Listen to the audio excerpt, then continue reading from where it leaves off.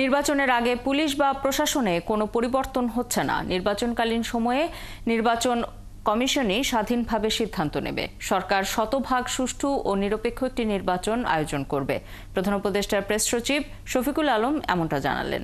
সরকারের নিরপেক্ষতা নিয়ে প্রশ্ন তোলার কোনো সুযোগ নেই উল্লেখ করে তিনি বলেন, বিএনপি বা এনসিপি যারাই অভিযোগ তুলুক, এই সরকার কেবল জনগণের জন্যই কাজ করছে। আরও জানাচ্ছেন মোহন ইসলাম। গেল বুধবারে মার্কিন উপসহকারী পররাষ্ট্রমন্ত্রী নিকুল চুলেকের সাথে বৈঠকের পর জাতীয় নাগরিক পার্টির আহ্বায়ক নাহিদ ইসলাম অন্তর্বর্তী সরকারের নিরপেক্ষতা নিয়ে প্রশ্ন তোলেন। তিনি অভিযোগ করে বলেন, মাঠ পর্যায়ে পুলিশ প্রশাসন বিএনপির পক্ষে কাজ করছে। এ অবস্থায় সুষ্ঠু নির্বাচন সম্ভব না। প্রশাসন আমরা দেখছি প্রধান রাজনৈতিক দল বিএনপির পক্ষ অবলম্বন করছে অনেক জায়গায়, এবং মাঠ পর্যায়ে যে ধরনের চাঁদাবাজি চলছে সেই জায়গায় প্রশাসন আসলে নিশ্চুপ ভূমিকা পালন করছে।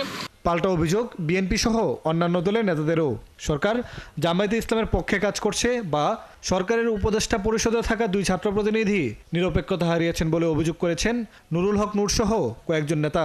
এসব অভিযোগের জবাবে কি বলছেন প্রধান উপদেষ্টার প্রেস সচিব?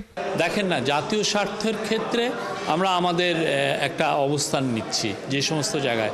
এখন এই অবস্থানকে অনেকে ভাবছেন যে এটা প্রো এই পার্টি বা প্রো ওই পার্টি হচ্ছে, তো এইটা মানে এই না যে আমরা দেখছি যে কোনটা জাতীয় স্বার্থের সাথে যায় সে জায়গায় আমরা দেখছি, এবং এটা আমাদের যতগুলো পলিসি, আমাদের যতগুলো অবস্থান সবই pro Bangladesh, pro people. NCP BNP যাই বলুক, এই সরকার জনগণের জন্য কাজ করে যাচ্ছে।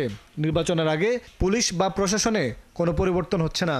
সেই সাথে নির্বাচনের বিষয়ে কমিশনই স্বাধীনভাবে সিদ্ধান্ত নেবে বলেও জানান তিনি। পুলিশ প্রশাসন তো ধরেন যে এই জায়গায় নিয়ে গিয়েছিল, এটা তো ভয়ঙ্কর রূপে একটা মানে মানুষের বিরুদ্ধে পুলিশ প্রশাসনকে দাঁড় করিয়েছিল আগের গভর্নমেন্ট।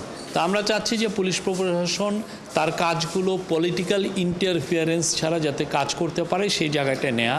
সব ছাপিয়ে একটি সুষ্ঠু ও নিরপেক্ষ নির্বাচন আয়োজনে অন্তর্বর্তী সরকার প্রতিশ্রুতিবদ্ধ বলেও জানান শফিকুল আলম। পক্ষপাতিত্বমূলক কোনো কাজ এই গভর্নমেন্ট করবে না, পুলিশ প্রশাসন করবে না।